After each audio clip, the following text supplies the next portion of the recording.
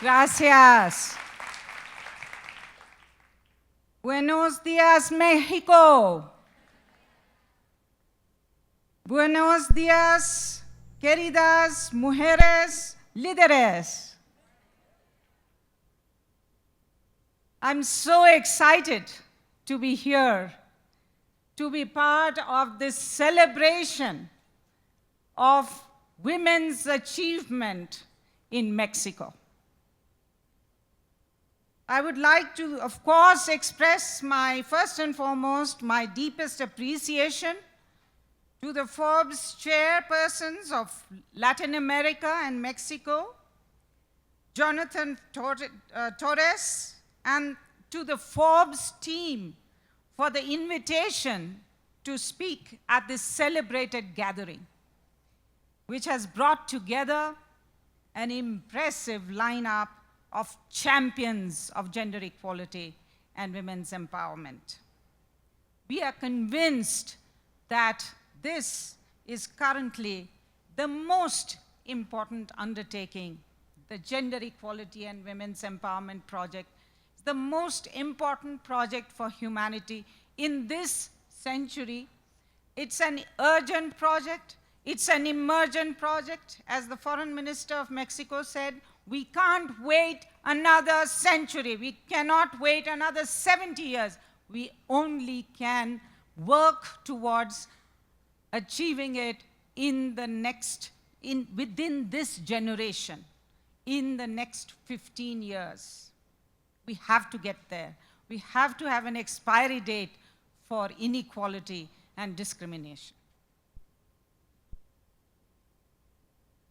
This is also important because as we enter a new and defining time for sustainable development and peace and security here in Mexico and in the world, we really need to tap into, to harness that force, the woman force, that has exponential potential.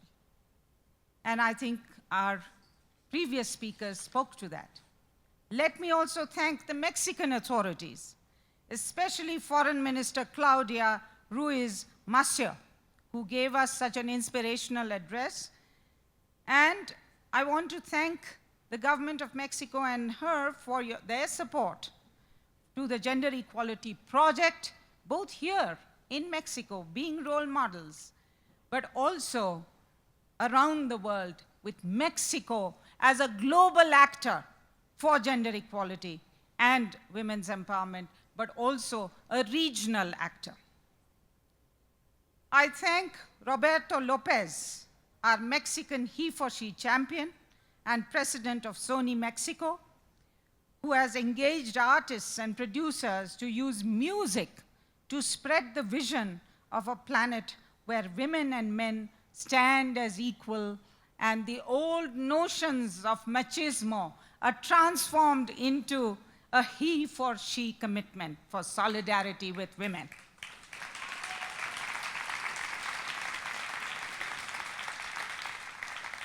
I thank our UN Women country representative, Ana Guzmez, who is here, and our team here for their work in pushing up the gender equality frontiers in Mexico with all of you, because it's really important that very unique and productive partnerships like this then drive a movement here in Mexico, but also in the region and the world. This is my first visit to Mexico as UN Women Deputy Executive Director, and it is truly inspiring to see the role that Mexican women are playing in building a better future for their country. Mexico, and I feel, very touched because Mexico is the sacred crucible, and this city is that too, is touched by that magic, because this is the place where the first ever World Conference for Women was held. And then after that, we have had 3 other conferences, but really that started off. That was the spark. And therefore, you have a special responsibility, Mexico, to take this movement forward. And this is exactly what I would like to talk to you about. We are proud to support the global advances on women's electoral and political participation and their access to senior decision-making positions. And because this job is so much of an unfinished business, you heard the foreign minister tell you all the statistics. We have last year, and apart from he for she, we want you all to really join, act, and drive another campaign that we at UN Women have launched, which is the Planet 50/50 by 2030, Step It Up for Gender Equality campaign. So that's Step It Up campaign is something that we also ask you 100 women achievers who are being felicitated today, but also everyone here in Mexico, in Latin America, and the world to take on this challenge and go forward. We are working with national partners in more than 60 countries to ensure parity in decision-making positions.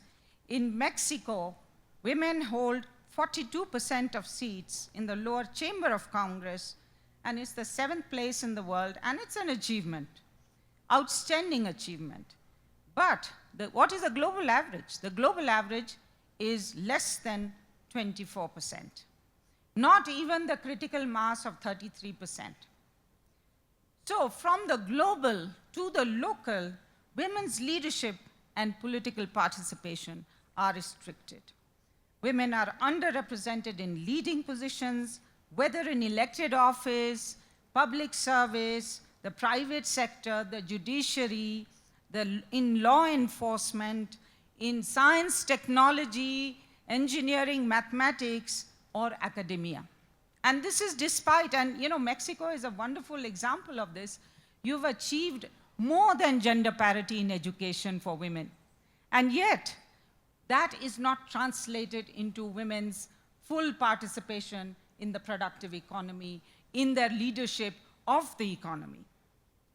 So this occurs despite that their proven abilities as leaders and agents of change and their right to participate equally in democratic governance.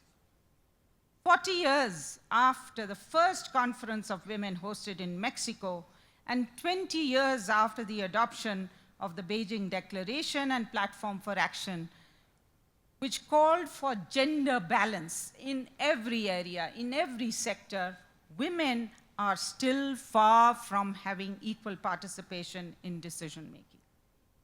It is undeniable that increasing women's participation is a matter of genuine democracy and social justice. But in addition, as was mentioned, it is important to keep in sight, as Prime Minister Justin Trudeau said, that equality for women and girls is not a threat, it's an opportunity. And I think we have been talking about that. There's so much evidence around the world to prove that. And yet, we face resistance. So that's what we need to unpack, dismantle those structural barriers, that resistance that keeps us away from really utilizing this tremendous opportunity. When women are in decision-making positions, more inclusive and impactful decisions are adopted, different voices are heard, different solutions are created.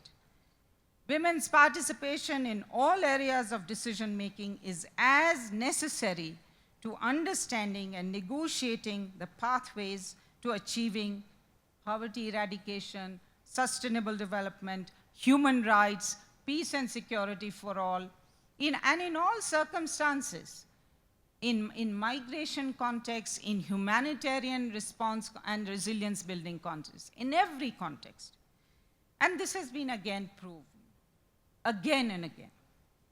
Increasing women's representation in leadership positions requires political will of women and men. Women must come forward and claim their rights, and in politics as well as in companies. This is a problem. Women are hesitant sometimes. They are not coming forward to claim their rights. They have to be confident and in there, and there must be self-belief, and the rights must be claimed. Equally, men must create space. You know, Octavio Paz, one of my favorite poets, when I was growing up, he was ambassador in India. I used to read about him and his poetry, and he said, you know, a relationship is, and in any context this is true, is a matter of mutual surrender. And men must surrender space for women in every area.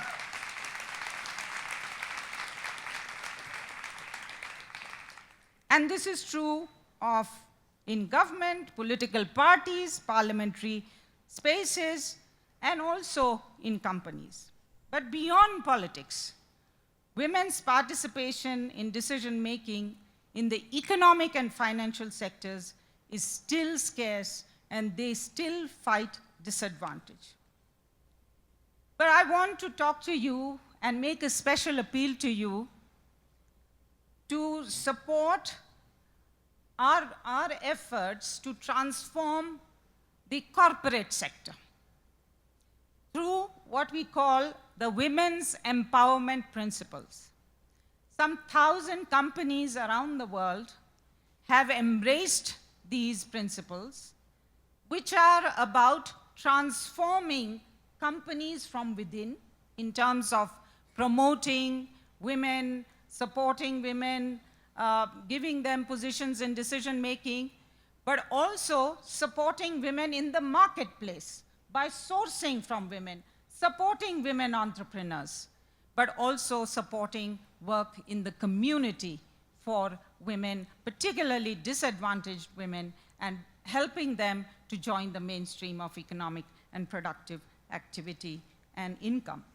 So this WEPS movement is what we would request and ask companies in Mexico to really join up to, and also, like he for she, drive a movement.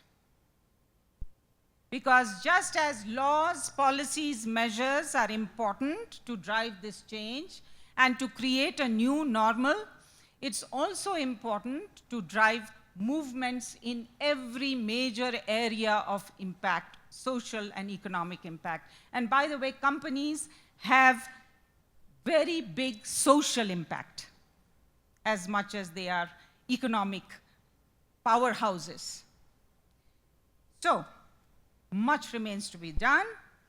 Economic and financial sectors in the political arena, glass ceilings that prevent women to rise to top positions, largest gender pay gaps, and I know that they exist in Mexico as they exist even in other aspects, other parts of the world, North America included, and the glass ceiling for highly skilled women workers too. According to statistics, women represent 31% of first mid-level officials and managers, 12% of CFOs and Fortune 500 companies, and only 2.1% of the total CEOs in the financial services sectors. So you can see, you know, in so many different areas, this 2% seems to be sticking with us. That cannot happen. So, also men not only dominate the most lucrative pockets of the economic and finance areas, but they also get into the highest paying industries more often than men. And according to Forbes, and I'm quoting the Bible to the Pope, we have 1826 global billionaires, and only 197 are women, 11%. Only 9% of executive officers in Silicon Valley are women. So, there is yet another invisible barrier to women's performance in the economy, and it is at the bottom, in what we call the sticky floor that keeps women at the bottom of the job scale and in the lowest paid jobs.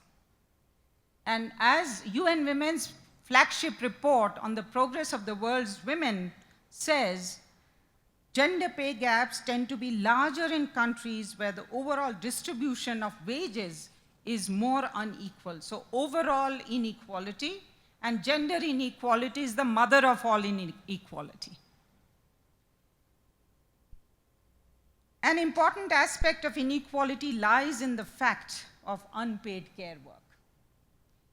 That unpaid care work here in Mexico, it's 3 times, women do 3 times more unpaid care work than men, and pay a price in terms of their ability to participate in the productive sector. So that is a major issue of imbalance.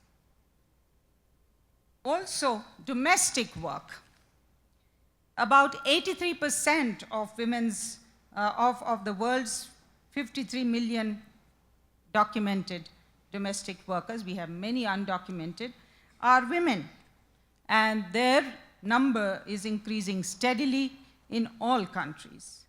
Almost 30% of these women are deprived of any social protection and rights, and half of them are also very much subject to violence and discrimination. I want to also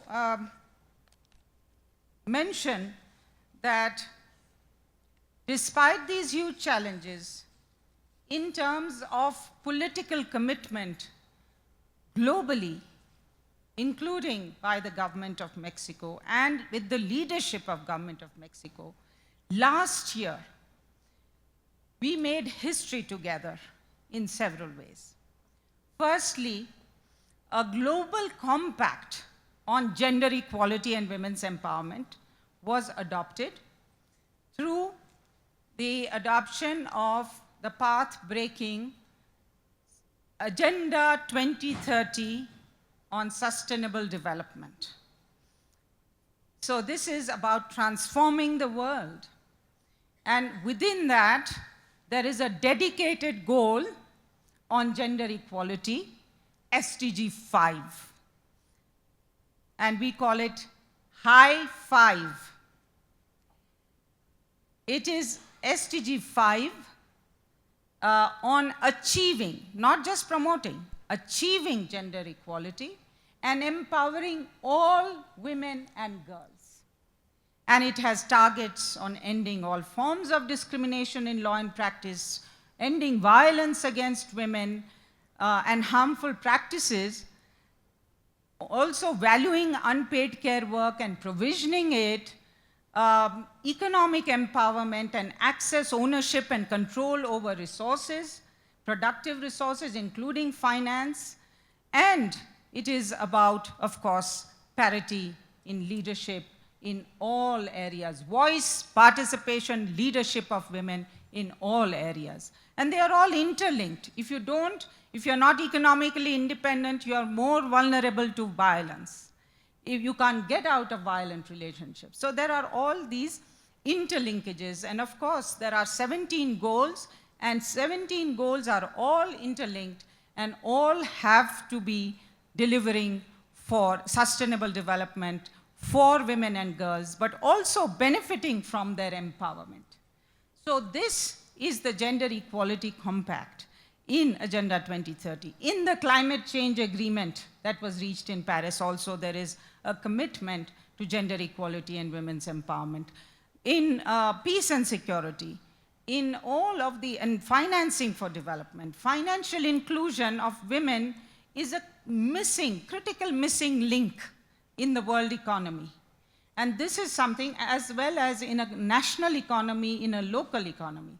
And there is a commitment now for transformative financing of gender equality commitments, which means unprecedented scaling up of investment in women and girls from all sources, from government, from the private sector, from ODA, development cooperation, but also in terms of the public mobilizing to support women.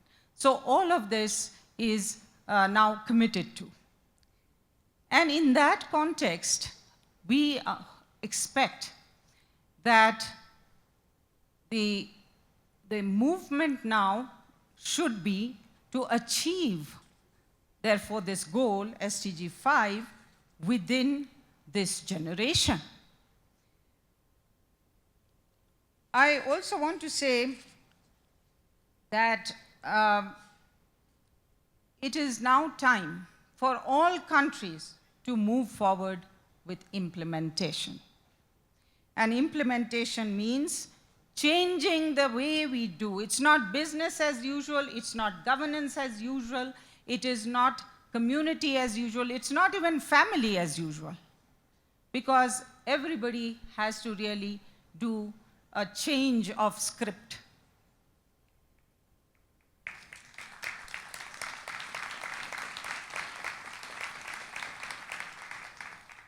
And a radical shift is needed in the level of investment in women and girls, but also in the institutions of and for women and girls. Gender equality institutions are starved of resources. Gender equality projects within institutions are starved of resources. So that must end. The private sector can play and should play and is beginning to bridge this gender funding gap. We are here to mobilize a vast, far-reaching solidarity movement of men and boys, of companies, of governments, to become advocates for gender equality. Finance think. You know, when financial people get together and they think, they say that they talk about the right allocation of money is crucial, the right amount, right timing, right place for the right investments. Well, investing in women and girls is the right thing to do. Not only because it is fair, but because it can bring game-changing economic and social gains, and this is the right time. So financing experts and investors everywhere, think women.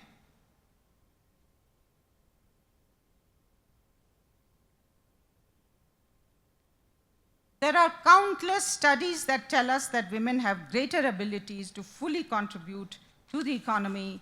And I think you would have all heard about the McKinsey Global Institute Power of Parity study, which says that if you allow 95 countries to really tap the full potential of equality, then you will, by 2025, you will increase the GDP by $28 trillion. That is together the GDP of China and the US today. That's the power of parity.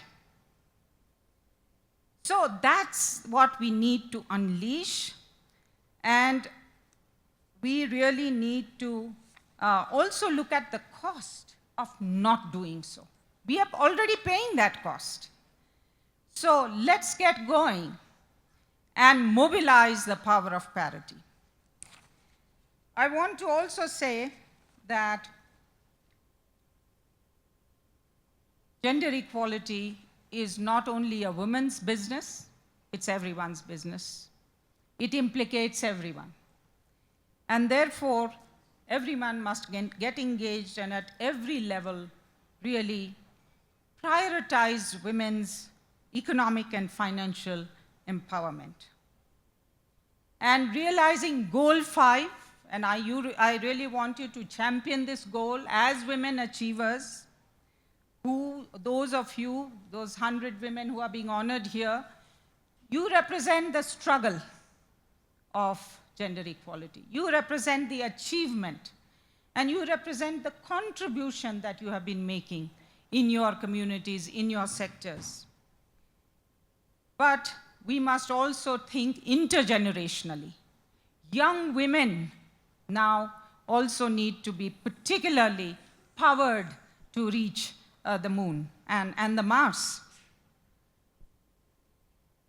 So, we would like to, I would like to again finish with a memory of Octavio Paz when he said that merece lo que sueñas, deserve your dream. And believe me, women have deserved their dreams for centuries. They can't wait anymore.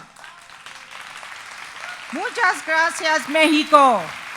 Lindo y querido.